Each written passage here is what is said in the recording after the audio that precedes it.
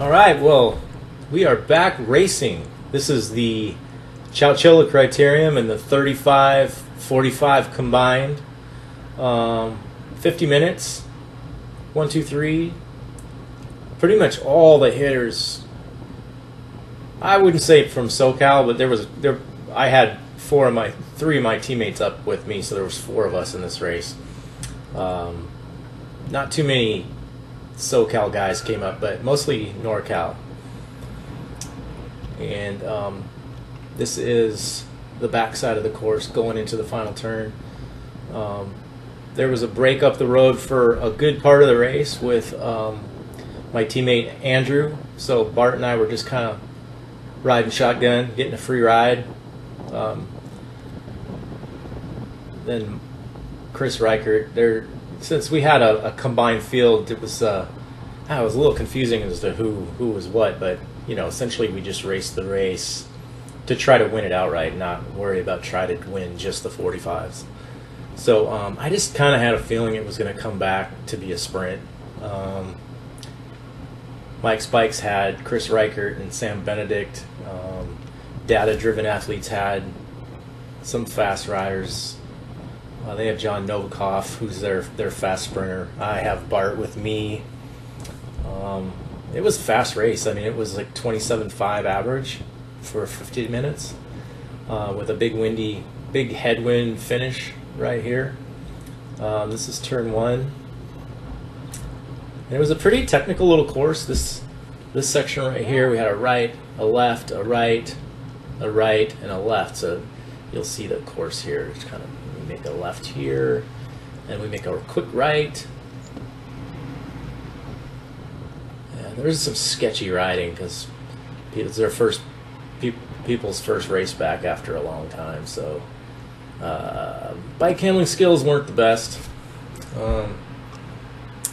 I got pretty much taken out on the last corner. You'll see on Bell Lap. So there's Sam Benedict in front of me, and he's a really fast sprinter, probably the fastest sprinter in this field. And there's Super Dave Kasel in front of me there too. He's the 45 to 49 national champion. He won his national championship in 2019 in Colorado, and since we haven't had any championships in 2020, he gets to continue his reign as national champion, which is pretty awesome. And he was very active. I just kind of want to stay by Sam because I know he's going to be up there in the sprint. He's got Chris Reichert, who is going to probably peg this break back himself, and then he'll probably drop back and lead out Sam, which is kind of exactly what happens.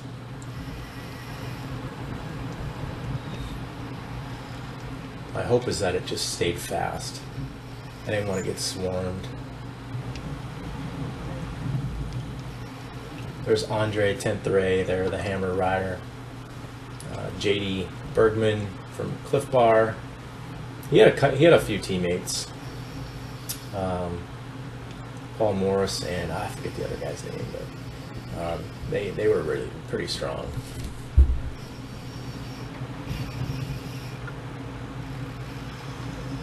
Paul's the guy who looks like Thor. He went off the front quite a few times.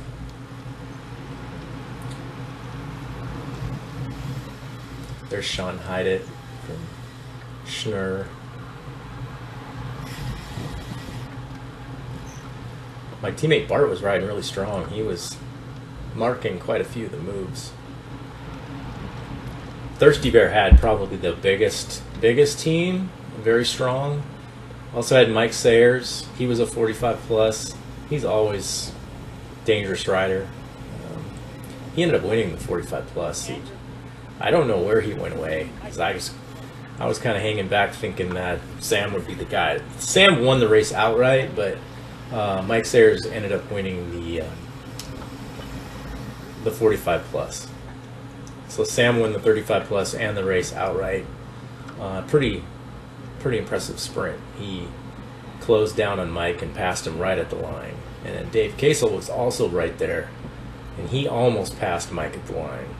I think they did a little bike throw, and Mike kind of posted up a little too early and almost lost the race. Pulled a Alaphilippe, but yeah, he still. I looked at the slow motion video that somebody had taken from the sidelines, and Mike definitely held him off. When you slow moed it across the line, he still had him by a little half a wheel, I think.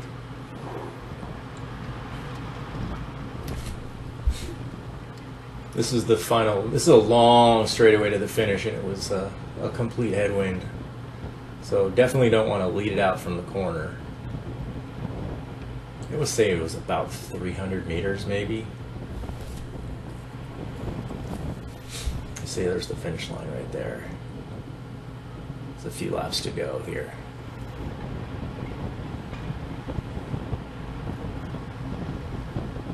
As you can see, it's single file. But I'm content right here because I know that Sam's going to move up anytime he wants. Bart was kind of right at the front, just kind of monitoring the front. I just kind of felt like with that headwind sprint, it was going to be a few guys that were maybe like 5 or 6 bikes back that were going to end up taking the win because it was just such a long headwind sprint. And I knew that we could move up pretty easily to the front going into the last corner. I really like this little technical section here. It was just a series of right and left turns, and it just made it really interesting. And then this was probably one of the fastest stretches of the race. In the P12 race, we were doing 34, 35 on a regular basis going on this stretch right here.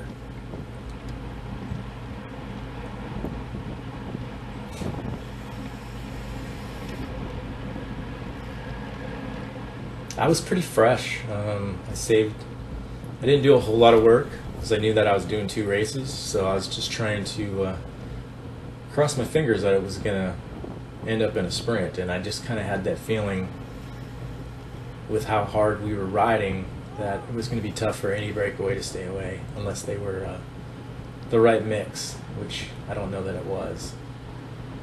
So Sam's kind of moving up right now, so I'm just going to kind of latch on with him. Almost got bumped right there by that dude in the yellow. But we both kept it upright. I'm in a pretty good spot right here.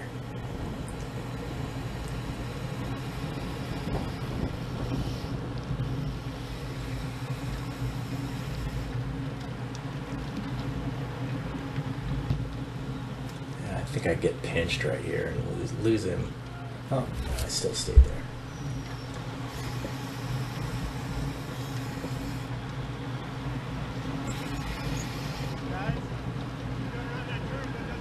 And there's Chris. He's looking at Sam saying, all right, stay with me.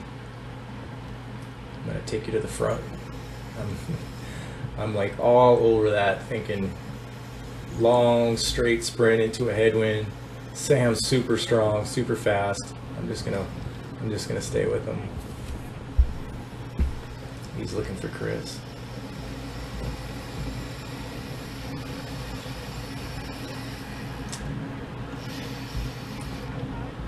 Chris is just a motor. I'm actually shocked that he didn't just ride away and break away with 1 or 2 guys. So he's just pulling Sam right up to the front, and I'm just getting a free ride. This is like perfect.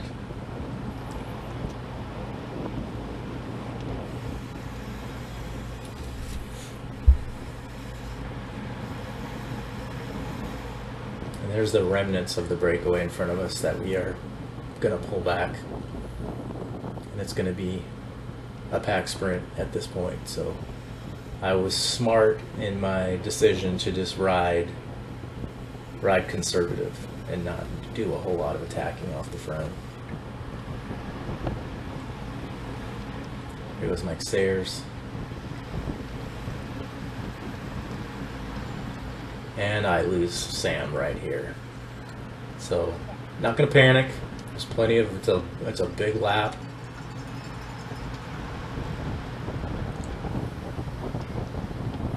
plenty of time to slide through and move up.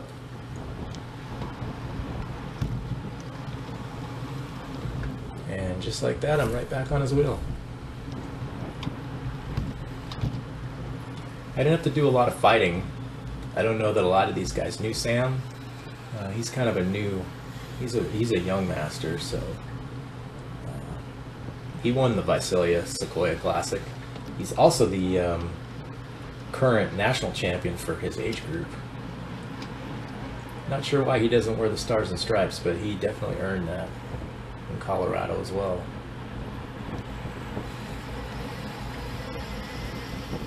He's just kind of a humble, quiet rider, not cocky, but super fast. All right, so